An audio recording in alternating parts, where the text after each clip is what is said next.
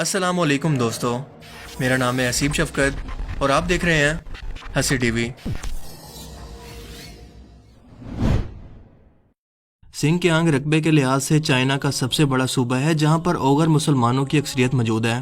اور اس سے پہلے یہاں پر ایک ایسٹ ترکستان کے نام سے ایک اسلامی ملک موجود تھا جس پر چین نے قبضہ کر لیا، اور آج حال یہ ہے کہ کشمیر کے مسلمانوں سے بھی بڑھ کر ان کے حقوق مانگنے پر ان پر ایسے ظلم کیے جا رہے ہیں جن کی کہانی سن کر انسان کے رونگٹے کھڑے ہو جاتے ہیں کہ کیا کوئی انسان 21ویں صدی کے اندر بھی اتنا صفاک بھلا ہو سکتا ہے اور صرف ایک مذہب کی بنیاد پر ان پر اتنا ظلم کرے۔ مگر افسوس کہ میڈیا پر کبھی بھی دنیا کے سامنے ان کی آواز کو نہیں آنے دیا جاتا، اسے ان کے ملک کا آپسی معاملہ کہہ کر آواز کو دبا دیا جاتا ہے، لیکن دراصل یہ کسی ملک یا قوم کا نہیں بلکہ مسلمان امت کا معاملہ ہے۔ تنگ آ کر ایسٹ ترکستان کے لوگوں نے مسلح جدوجہد بھی شروع کر دی ہے جس کا دائرہ کار انہوں نے بڑھا کر بیجنگ تک کر دیا ہے، لیکن انہیں وہاں پر اسلحہ نہیں ملتا، لیکن یہ لوگ پھر بھی چاقوں کی مدد سے چینی حکام اور دوسرے تھانوں وغیرہ پر حملہ آور ہوتے رہتے ہیں، اور افغان جہاد کے دوران یہ لوگ پناہ لینے افغانستان بھی آ گئے تھے اور طالبان حکومت نے انہیں پناہ بھی دے دی، مگر طالبان حکومت کے خاتمے کے بعد یہ لوگ پاکستان کے قبائلی علاقوں کے اندر بھی منتقل ہوئے۔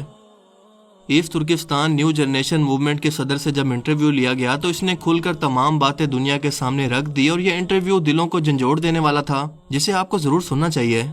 اس شخص کا نام ہے عبدالسلام۔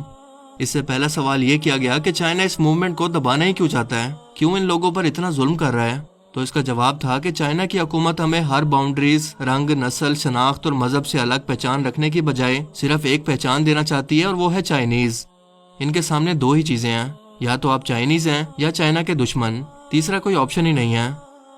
یہاں 1955 تک ہم اپنے مذہب اسلام کو فالو کر سکتے تھے، یہاں پر ایسٹ ترکستان کے اندر شرعیہ عدالتیں بھی موجود تھی، مگر آہستہ آہستہ یہاں پر شرعی قانون کے اندر پہلے تبدیلی کی گئی اور اس کے بعد پورے ایجوکیشن سسٹم کو ہی ایتھیسٹ سسٹم کے اندر بدل دیا گیا، یعنی ایسے لوگوں کا سسٹم جو کہ کسی خدا کی موجودگی پر یقین نہیں رکھتے، ان کا پیدا ہونا اور مرنا ان کے لیے محض ایک اتفاق ہے،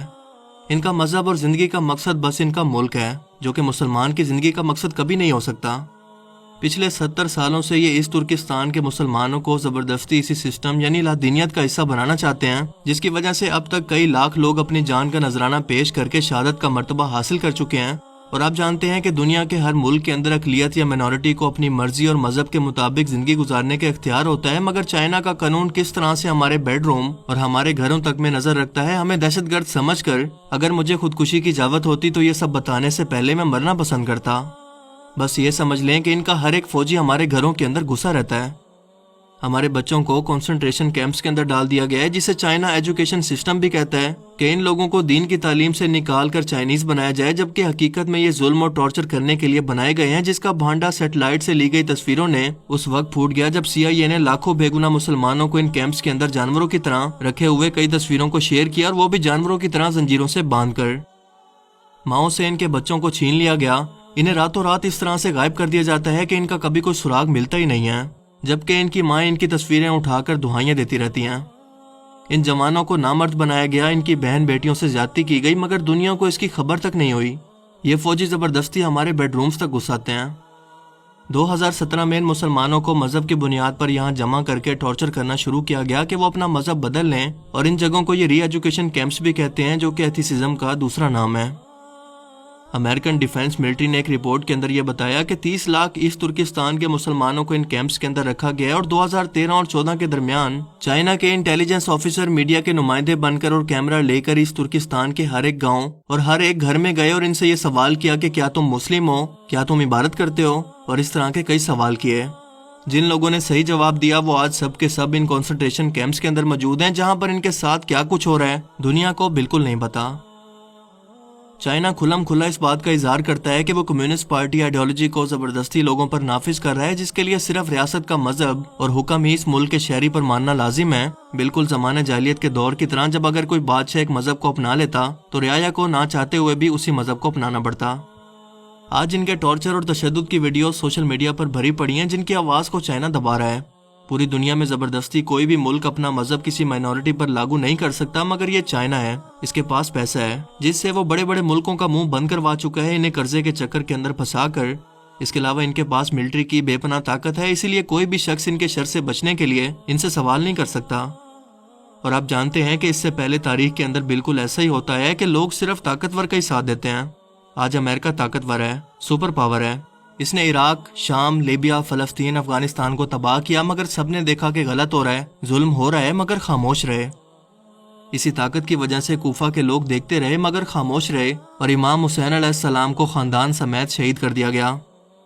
یعنی یہ تو تاریخ میں ہوتا ہی آیا ہے کہ طاقتور کے سامنے سبھی خاموش رہتے ہیں اس کے شر سے بچنے کے لیے، مگر ایک مسلمان ایسا نہیں کرتا۔ یہی سکھانے کے لیے امام حسین علیہ السلام نے اپنے سر کو تو کٹوا لیا، مگر باطل اور دنیاوی طاقتور فوج کے سامنے اسے جھکایا نہیں۔ آج چائنا بھی طاقتور ہے، سو کوئی بھی اس کے شر سے خود کو کیوں نہیں بچانا چاہے گا۔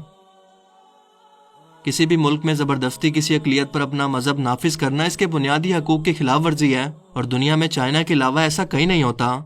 یہاں پر نہ صرف جوان لڑکوں اور مردوں کے بلکہ عورتوں اور بچوں کے بھی کنسنٹریشن کیمپس موجود ہیں، جہاں پر 4 سال سے لے کر 12 سال تک کے بچے موجود ہیں، اور ایک اندازے کے مطابق تقریباً 4 لاکھ کے قریب بچے یہاں پر موجود ہیں جنہیں زبردستی چائنا کی تعلیم یعنی ایتھیسٹ بنایا جا رہا ہے۔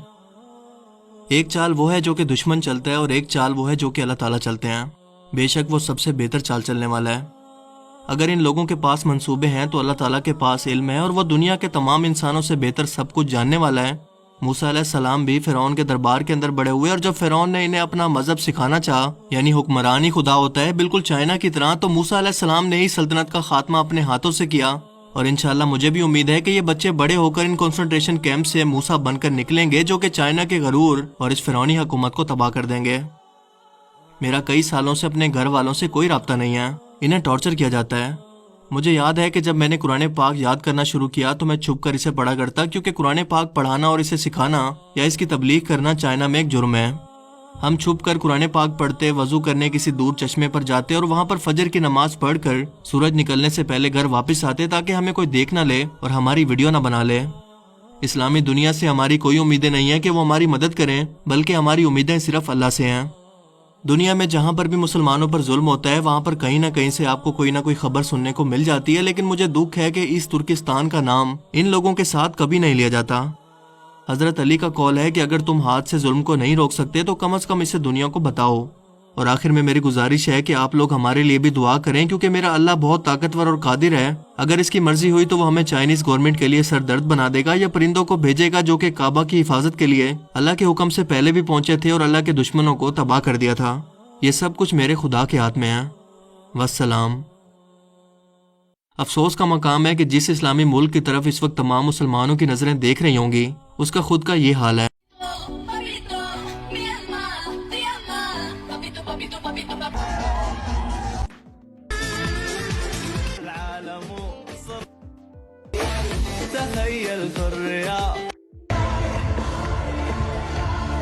اللہ تعالیٰ ہم مسلمانوں کی حالت پر رحم کرے۔ اس ویڈیو کو اپنے چاہنے والوں کے ساتھ بھی ضرور شیئر کریں تاکہ وہ بھی حقیقت کو پہچان کر اسے دنیا کو بتائیں۔ اللہ تعالیٰ ہمیں سمجھنے کی اور عمل کرنے کی توفیق عطا فرمائے، آمین۔